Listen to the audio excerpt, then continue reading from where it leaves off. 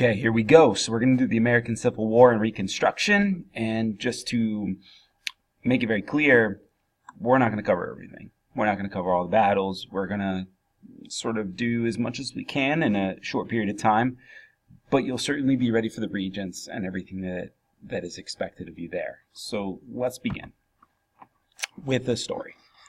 And the story begins with a man standing on a train platform. He's waiting. And two men come walking up to him, one very tall. And the tall man greets the man that is standing on the train platform, and they shake hands. And the shorter man says, with a suit jacket, he says, "You're late." And the tall man proceeds to get onto the train. And the man in the suit follows, and the third man leaves. And they arrive at a place called Philadelphia. And they're on the Philadelphia streets, and the tall man and the man in the suit jacket walk towards a hotel. The man in the suit jacket tells the tall man, "Wait for me here, get some food." And the man in the suit jacket leaves. The tall man goes upstairs. The man in the suit jacket walks through the city streets to an alley. He sees a woman. He approaches her. The woman says, "I bought the tickets." He says, "Good." She says, "I told them my brother was sick. The entire back of the train car was ours." And the man in the suit jacket says, "I will meet you later tonight." And so he goes back and meets the tall man. They sit and they eat, they laugh, and enjoy their meal.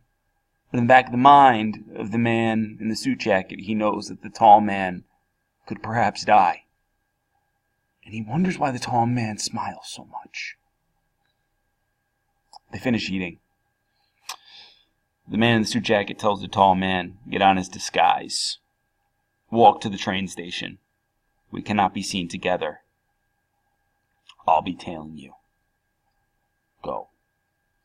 And so the tall man hunches over. It's an old raggedy suit on and a hat, and he begins to walk through the streets alone.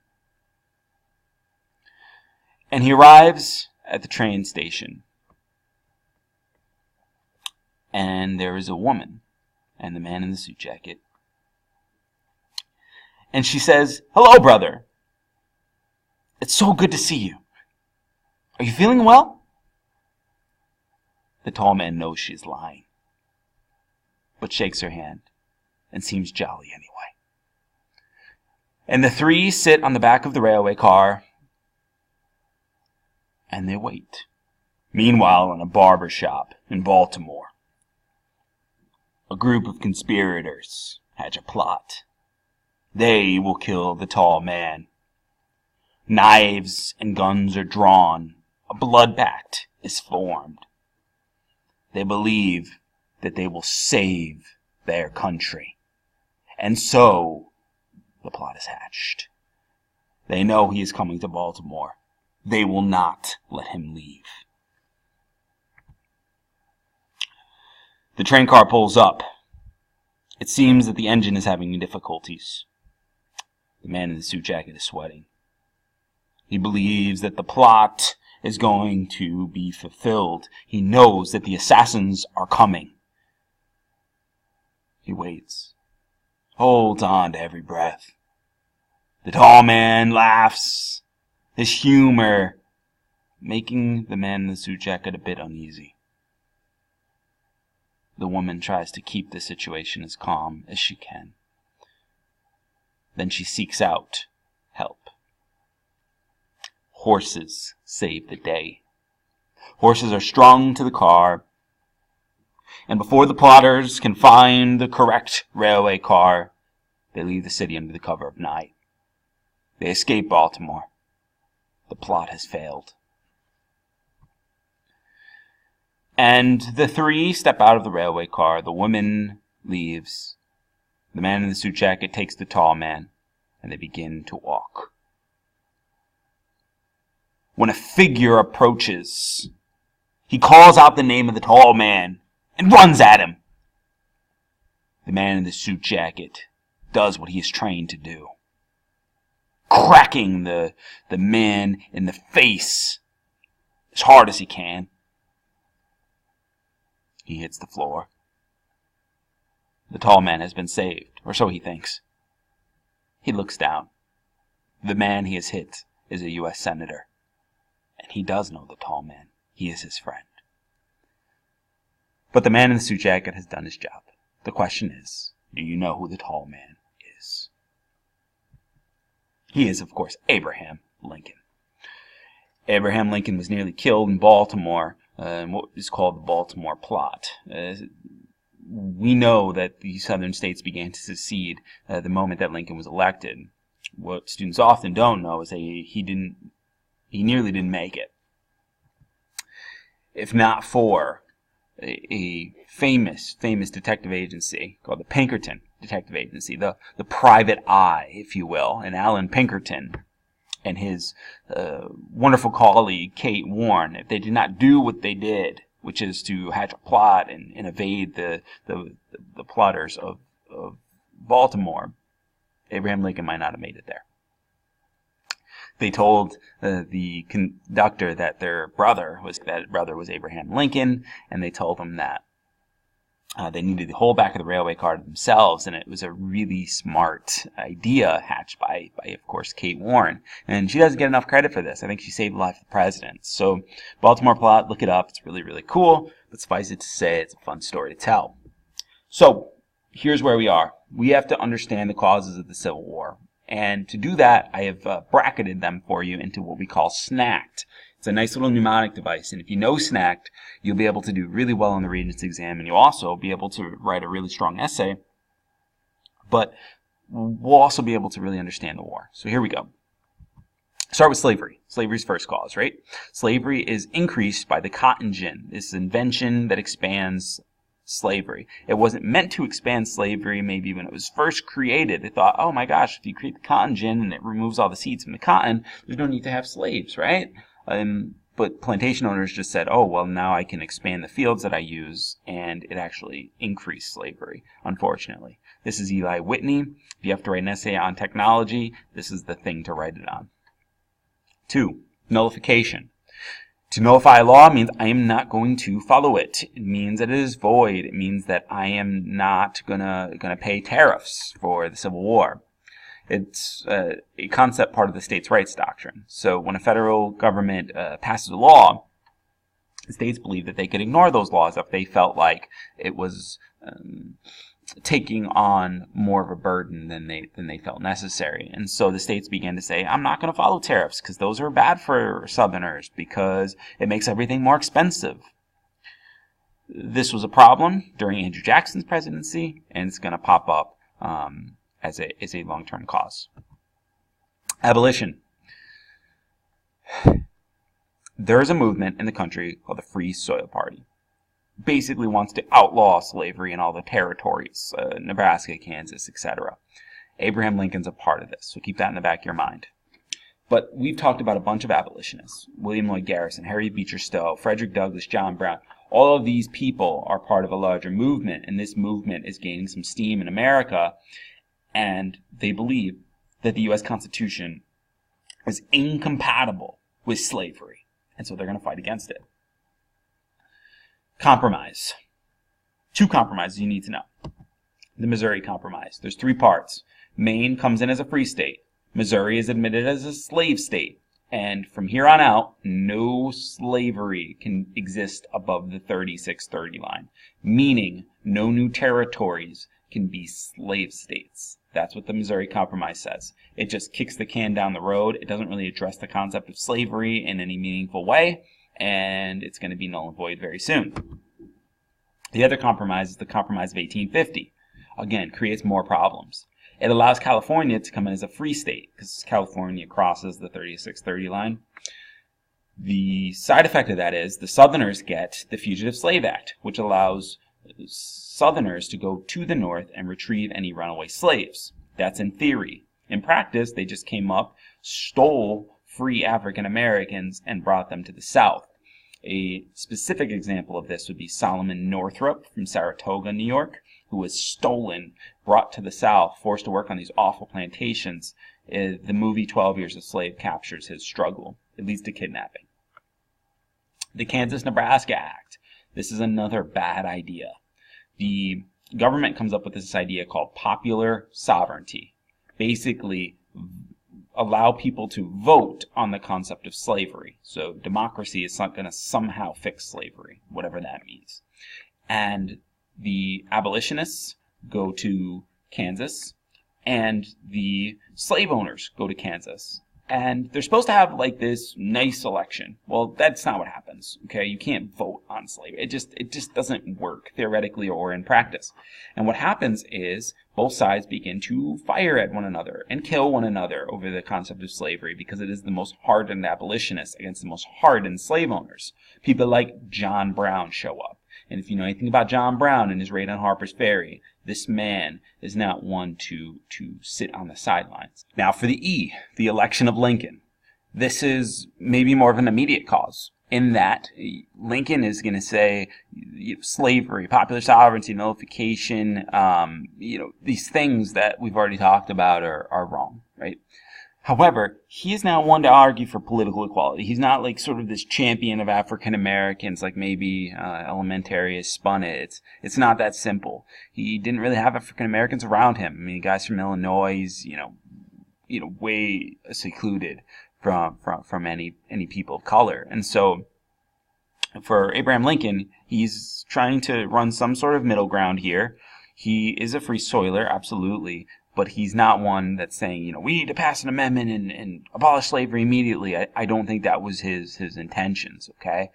As the war goes on, he will make some things happen, like the Emancipation Proclamation. But we'll look at it and we'll see it's really a battle strategy as much as a ethics code that he's using. So, does he start out as an abolitionist and, all this freedom for everybody? No, I don't think so. But he's in the right direction, certainly. And for the slave owners of the South, they're so concerned with keeping the institution of slavery alive that 7 states secede the moment he's elected, and they begin to plot his assassination. Okay? So, last but not least, you got Dred Scott versus Sanford. Maybe the thing that's going to create fear amongst abolitionists that slavery is not just going to stay in the South. You see, the basic concept of Dred Scott versus Sanford is that Dred Scott was a African American who was a slave, but then was in the free territories for a very long time. Because of that, when his master died, he believed he was free because he's been in the free states for so long. And the family comes back, they try to sue to get Dred Scott to be their slave again, and basically what happens is they say slaves are property. That's what the Supreme Court decision is, on the basic level, okay? Slaves are property.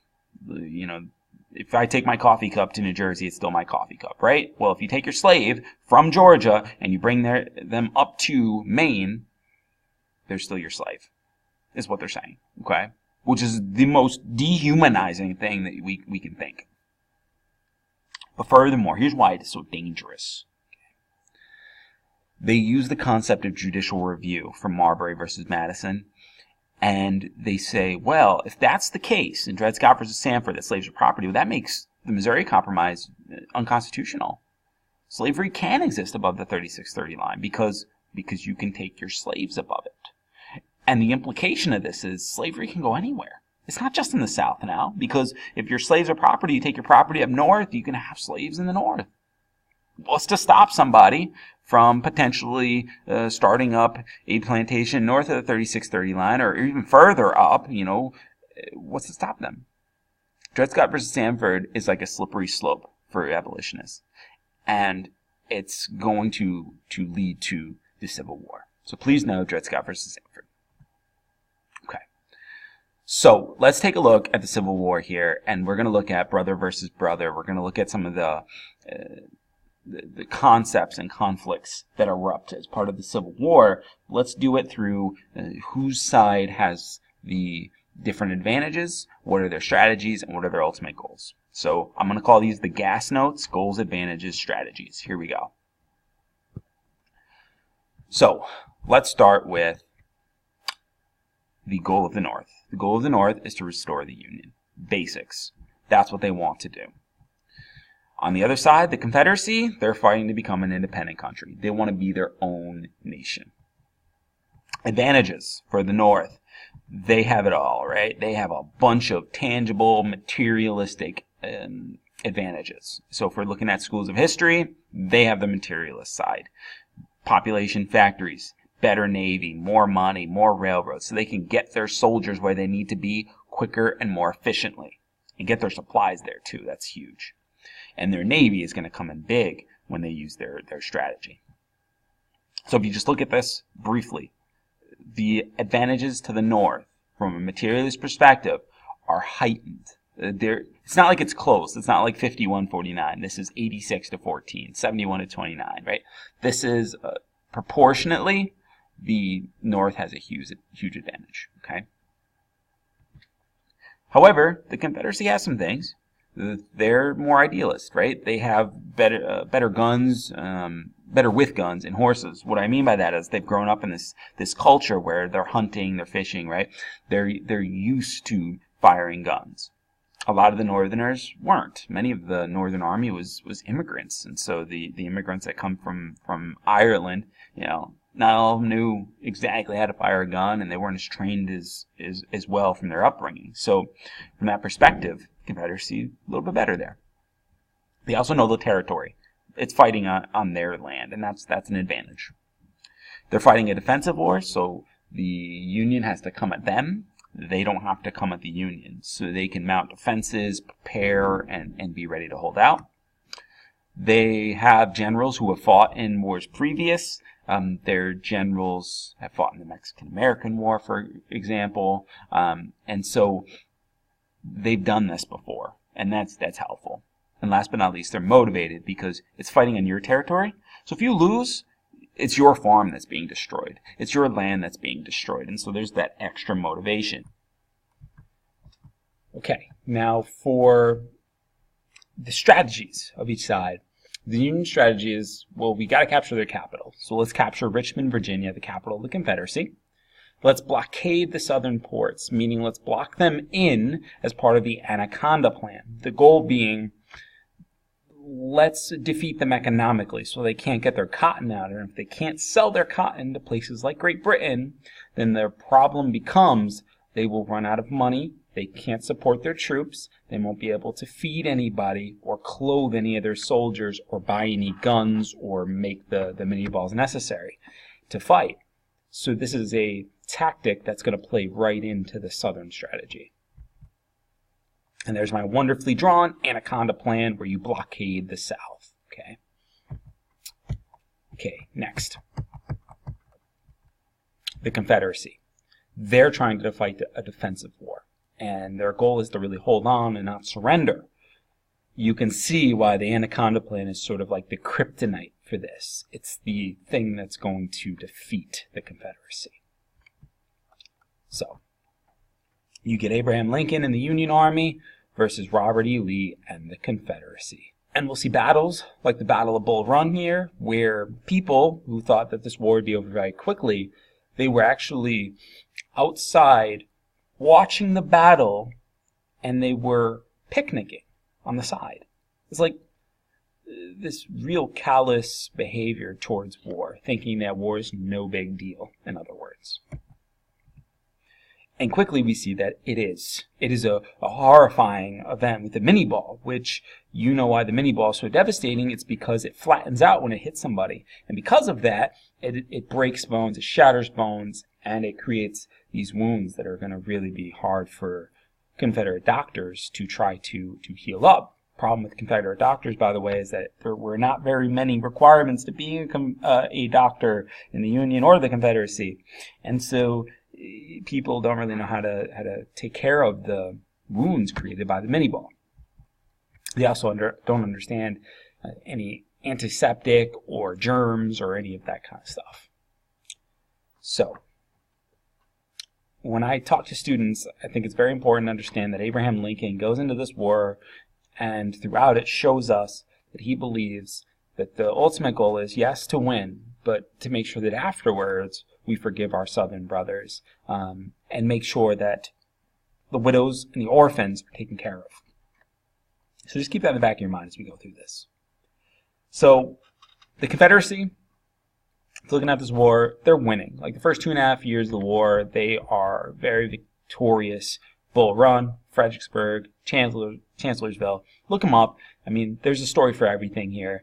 I have to go quick for our region's purposes, but point is that the Confederacy is winning early on at least. But remember, the Anaconda Plan, this is a long, drawn-out strategy, so they're playing the end game, if you will. Now, Lincoln's controversial, not just because of what he did as a free soiler, but what he does as part of his presidency is the Emancipation Proclamation. Essentially, he frees slaves, but it's those slaves that are in states of rebellion. Basically, he is freeing slaves that are in the Confederacy, not in the border states or in states in the Union. Well, in the Union there's no slavery, but at least in the border states where some border states had slavery. He's not saying that those slaves are free. He's saying only the slaves in the Confederacy are free.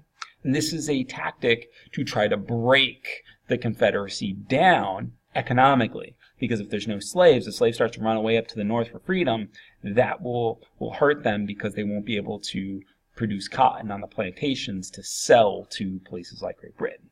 So this is an economic strategy, maybe not as much of a heartwarming social strategy. Abraham Lincoln's also been criticized for revoking the writ of habeas corpus, which allows you to jail people without any cause or reason. He does this because he's having quite difficulty managing up in the north, and he doesn't want to, every time he arrests somebody, have to bring them through the court trial and process. Instead, he wants to be able to quickly deal with somebody and arrest them. Now, this is a violation of our Bill of Rights, sort of, and it's a highly criticized moment in his presidency. He says it's for safety. Individuals might say otherwise. He also censors the press, again, violating that First Amendment. He says that you just can't have this negative press while you're trying to win a war. It's difficult. It's not easy. But just keep this in the back of your mind. Abraham Lincoln, for all the good that he's going to do, he's got some negatives to him as well. Or at least some controversial things. What's the turning point? The turning point is the Battle of Gettysburg. It's a 3-day battle, an awful battle, a brutal battle that we see the Union Army come out on top. And the Union is going to crush the Confederates. It is like the last stand for the Confederacy. And 54,000 casualties. Lincoln will be on the battlefield, and he will issue what's called the Gettysburg Address. Essentially, what he's encouraging us to do is finish the war. That's what he wants. He says this war's going on for far too long, and what we need to do is deliver the final punch. And so that's what we're going to try to do. We go right at Richmond. We destroy it, we burn it, and we capture Richmond. By 1865, this war is pretty much over. The next thing we got to do is not only get the Confederates to surrender, but to sign peace. And just understand that these places I'm talking about, they're devastated, absolutely brutalized.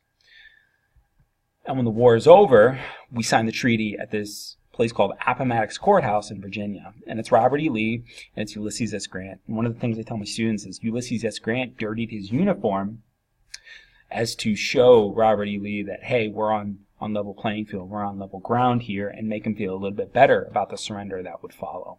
As to make sure that he didn't rub his nose in his victory or anything like that. Now, I also like to tell students about Wilmer McLean. And the interesting thing about Wilmer McLean is that the house that he had in Bull Run, he watched a cannonball go through this house. He watched it just be devastated. And so he moved from Bull Run because he didn't want to be near the fighting that was going on in the Civil War. Well, happened to be that he moved to Appomattox Courthouse, and it is Robert E. Lee and Ulysses S. Grant that used his house for surrender. So the Civil War began and ended in this guy's living room, which is a really interesting thing. It's like he couldn't hide from the Civil War. Cannonball came right through and just really couldn't hide from this thing. So, what do we need to do following the Civil War? Well, we need to rebuild. And that rebuilding is called Reconstruction. And the crux of the argument is whether we should punish or we should forgive the South. And the South is totally in disarray because of people like General Sherman who go on a march to the sea and burn all the land around the South. They destroy the railroads. And there's going to be a lot of rebuilding that's going to need to be done to fix up the South. And it all starts with this moment where history changes. John Wilkes Booth, a famous actor, kind of like the Brad Pitt of his day, goes to a bar and he's going to begin to become radicalized. He really believed that the South should have won the war, and so he's going to enter the bar and turn the corner. Meanwhile, Abraham Lincoln hears some crying in the White House, and so he takes a couple steps up. And he walks upstairs, and he sees that it's his wife and his children that are huddled around a bed. And they are so sad. And Abraham Lincoln, he walks up, and he sort of like pushes past them, and he sees. And he can't believe what he sees, but himself lying in bed. He's dead. And then he wakes up. And it's this like moment where he's got this premonition like, oh my gosh, something bad's going to happen. And so he tells his wife the story, and his wife tells him, there's no way that we're going to leave this house. You need to stay put. This is a sign, right? And so Abraham Lincoln decides, they're talking it over, and he goes and he takes a walk through Washington, D.C. Meanwhile, in that bar, John Wilkes Booth is sitting down, having a drink, when he hears some people talking about how the Confederacy should have won the war. And he stands up and he walks over to these people. And of course, he's pretty famous. And so these people are like, oh my gosh, it's John Wilkes Booth. And he asks if he can sit down. And so they let him. And he starts talking. And they go back and forth. And eventually, John Wilkes Booth says, you know what we should do? We should stop talking. We should kill Abraham Lincoln. And they're like, oh my gosh, you know, what are you talking about? And like, we should do something about this. If Abraham Lincoln is dead, maybe we have a chance. Maybe we have a chance at getting our lives back in the South, whatever that means. He says, Abraham Lincoln's going to be at this play, Our American Cousin.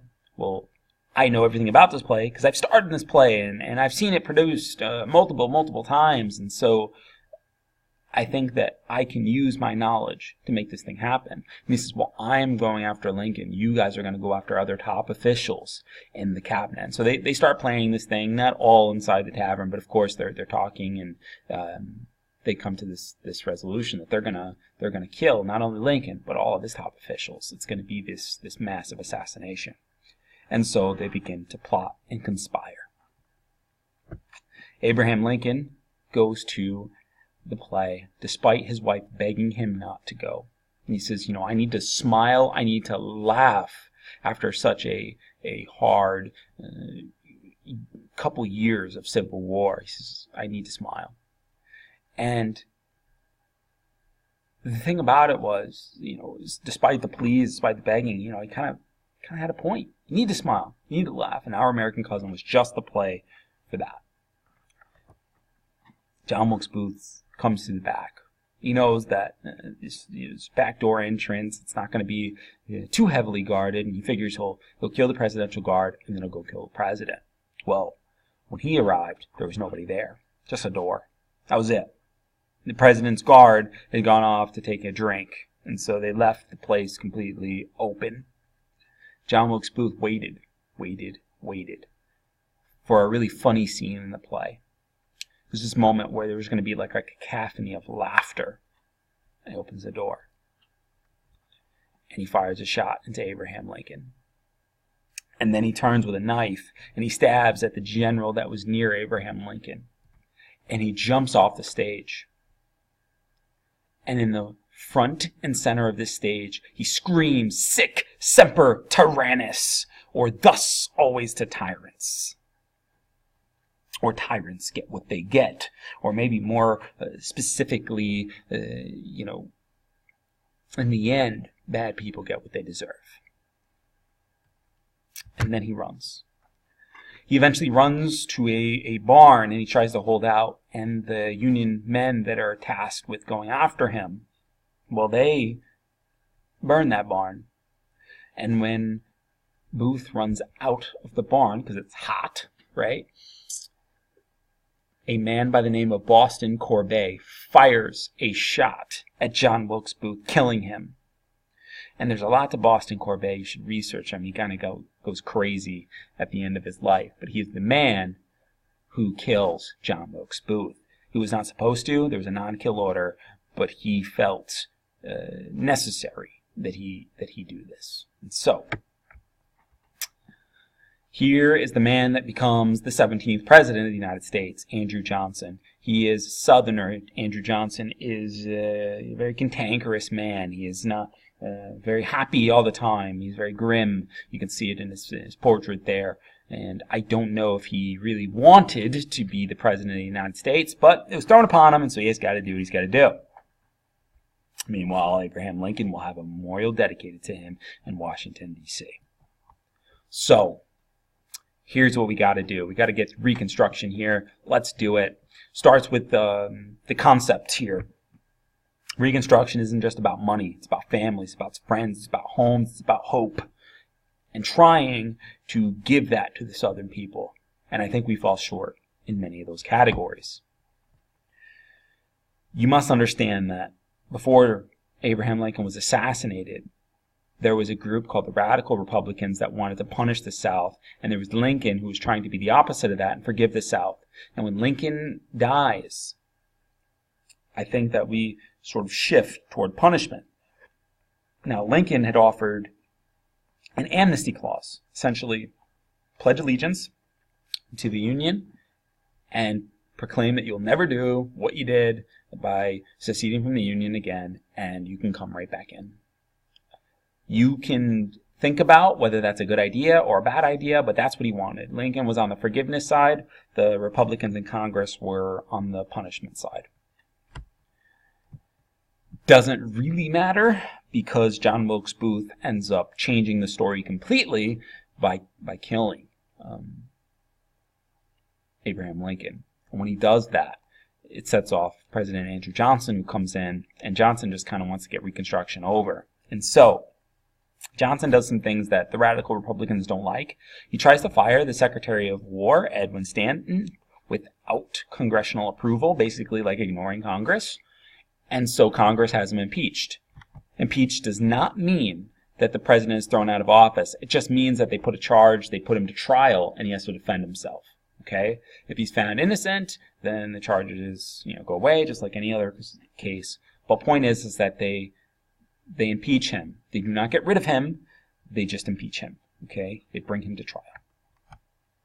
Now, Reconstruction is not just about politics. It's about people, particularly the freedmen, the people who are former slaves. A freedman is somebody who is a former slave. They don't have anything. And so what you got to do is you got to give them some help. The Freedmen's Bureau is a government agency tasked with giving basic stuff. Food, clothing, medical supplies. It's just the basics. Meanwhile, Lincoln had promised 40 acres and a mule. That didn't happen, okay? So they're trying to educate freedmen. They're trying to give them something to kind of hang their hat on, and they believe that the 40 acres and a mule program could really do this.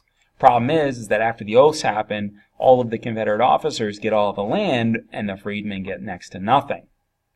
Now, some of these freedmen schools, really awesome, and they're really able to help people, but it's just, there's not enough of them. Now, some of the biggest things that happen that are really important for you to know are the 13th, 14th, and 15th Amendments. The 13th abolishes slavery. The 14th gives African Americans and anyone born on U.S. soil citizenship. Citizenship allows you to be protected by the 10 amendments of the Bill of Rights, the first 10. So that's huge. That gives you a lot of protection, right? And last but not least, the 15th Amendment allows all people, adult men, the right to vote, including African Americans, which is huge because then you can vote for African American justices, and you can have, if you can vote, you can be in a jury, and so you can have African American jurists, and this is huge, right? Or at least that's what we hoped for. Now, FRV 13, 14, 15 is a way that I try to give my students a way to remember the 13th, 14th, and 15th Amendments. So 13th is freedom, 14th is rights, and 15th is voting. If this helps you, awesome. If it doesn't help you, then just remember them, okay? 13th, 14th, and 15th, collectively known as the Reconstruction Amendments. Now, in theory, this is great. In practice, what happens is you get sharecropping, which is a process. It happens to whites and blacks together, okay? But we're going to talk about it specifically with African American girls and boys, and men and women. Doesn't look much different than slavery, right? Essentially what happens is African Americans are loaned tools, they're loaned land, they are loaned animals, they are loaned a shack. And they sign a contract that promises that more than 50% of what they make is going to go to the owner of the land. And that in addition to that, they'll pay rent for everything that they're using. Tools, animals, lodging, housing. And by the end of the sharecropping contract, which lasts a year, at the end of the year, they go to pay their debts. And they find out that because they're asking for so much, they end up owing the owners more money. And they become in debt to the owners. Because the combination of tools, the combination of animals, the combination of housing, in combination with more than half of the profits, ends up being over 100% of what they make. And so what they do is they sign a contract saying they'll pay the difference next year. And of course, what happens next year? They owe just a little bit more. And then they say, oh, well, we'll just pay that in the third year. And the third year, they owe a little bit more. And it becomes a cycle of debt in which they cannot get out. They're stuck in this revolving door where they always owe just a little bit more.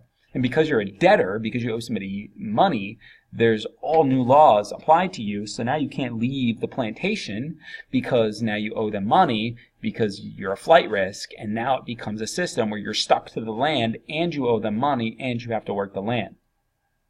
Sounds an awful lot like slavery. Okay. Sharecropping is a system that replaces slavery. Maybe it doesn't have all the physical tortures that slavery had, although there are cases where sharecropping gets out of control. But the point is that they're stuck to the land, they don't have any education, and they don't have any way out. It's a cycle of poverty. It's not good. Now, there are some people who say that we need to challenge the laws that are starting to pop up, which create a segregated society. And the man who's going to do this is Homer Plessy. And Homer Plessy, quick background, his grandmother was a former slave. He looked very much a white man. If you look at this picture, it's hard to tell, right? So Homer Plessy, because he was looked white, he was an octoroon. He had like an eighth of African American blood. He decided he wanted to be a champion for civil rights, and so he decided to ride in a train car, segregated train car. He sat in the white side. The white train car, reserved only for white people. He stood up. He said, "I'm an African American, and I demand to sit in this railway car." And so eventually the conductor comes over and says he can't, and Homer Plessy is thrown in jail. And he believes that because he's looks white, people will look at this thing and they'll say, "Man, that's really, really wrong. This can't be. We can't continue to keep doing this." He's basically challenging segregation and saying it's wrong. You can't do this.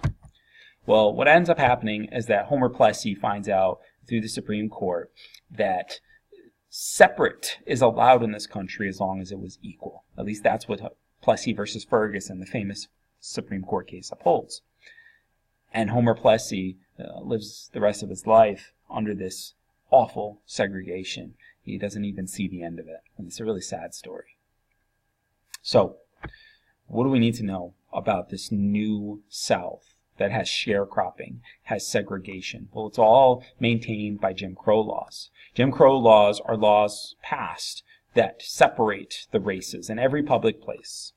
So Plessy versus Ferguson says that this is legal. You can separate the races as long as you provide equal separation. So the water fountains can be separate as long as they're equal, as long as they are just as good as white water fountains. They say that it is okay and that it's legal. Well, if you look at that water fountain right there, you know they're not the same. You just know. The one on the right, probably the water barely comes out, and the one on the left is, clean, and the water definitely comes out.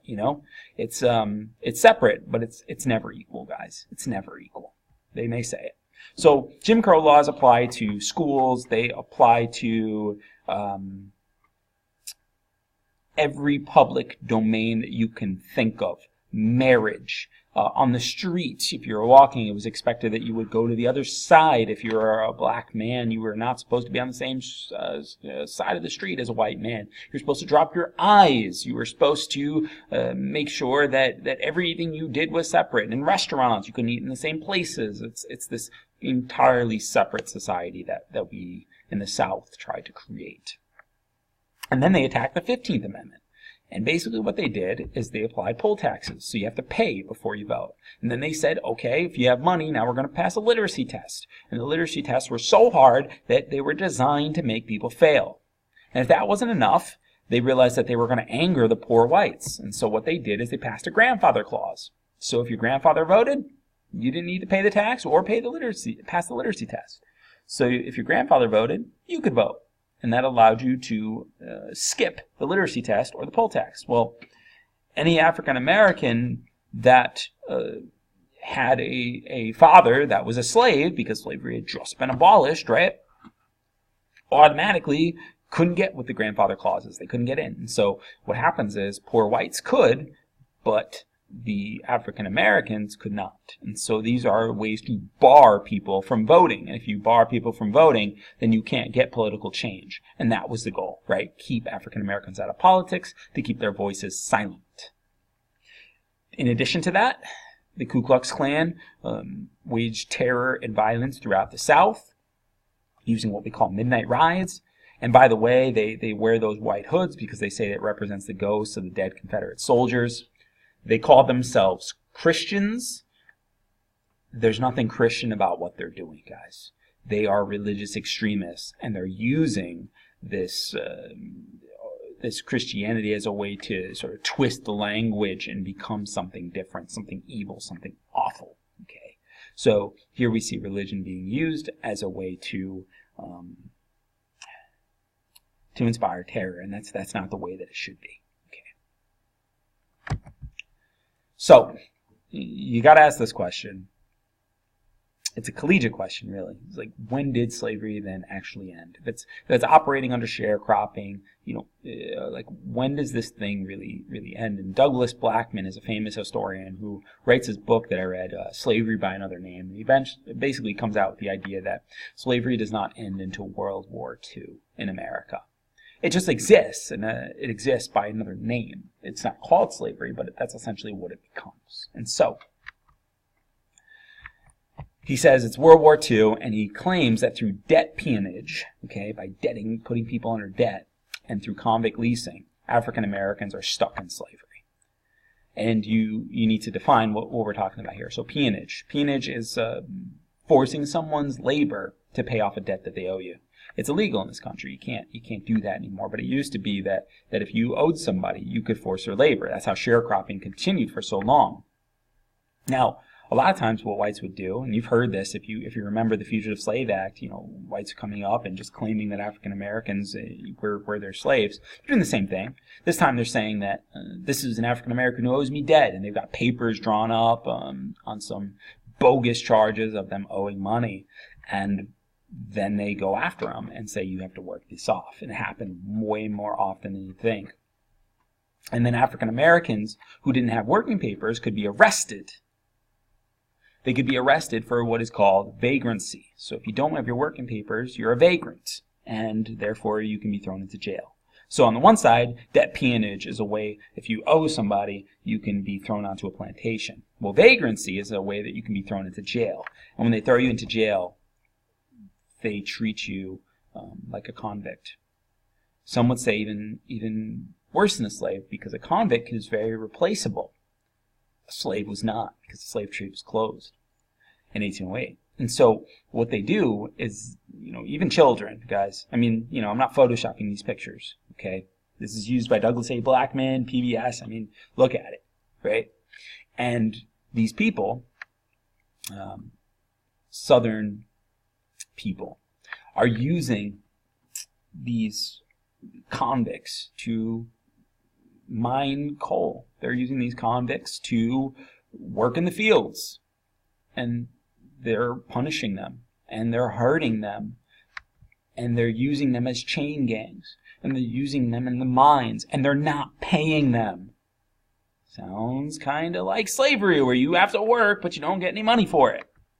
Now, the state of South Carolina, the state of Alabama, the state of Georgia is saying that we will borrow and allow you to borrow these convicts for a monthly fee. So a steel company can come in and say, listen, we need X amount of convicts. We need 30 convicts, right? And the state of Georgia will hand over 30 convicts. And they'll monitor them. And at the end, that company will have to pay them, pay the state of Georgia. Doesn't pay the convicts. They're not working. This isn't a, you work for me kind of situation, but you're just in jail. I know that we do that today. That's not what this is. It's the money that you make is going to go to the state. And the companies are getting cheap labor. They're getting really cheap labor. And they're able to work that labor as hard as they want. And they're even throwing children into this system because there's no political activists that are able to challenge this, because it's totally legal. If you look at the 13th Amendment, on the way that it was written, there's a loophole that you can, you can use the 13th Amendment's language to fit your ends. What I mean by that is, the 13th Amendment says neither slavery nor involuntary servitude, except as a punishment for crime, whereof the party shall have been duly convicted, shall exist within the United States. Except as a punishment for crime. They have committed some crime, and therefore there is this allotment or allowance of the people to be exploited as though they are slaves. And that's sort of the loophole that these Southern companies use. So, Blackman argues that it's not until World War II that these vagrancy laws and the systematic use of convicts is really broken and outlawed. And that's because Franklin Delano Roosevelt worked with African Americans whom were aware of these things happening and ended up getting these laws thrown out. But World War II, it's 1942. 1945, that's the era we're talking about. The 13th Amendment, you're talking about 1965. I mean, the amount of time it took. It's disheartening. It's disheartening. But I tell you this not to break your heart. I tell you this because I want you to have a collegiate understanding of slavery by another name, and understand that it took us a while for us to fix this thing. It didn't just go away, right? Okay. With that, we're done for today. Hope you enjoyed the video lecture.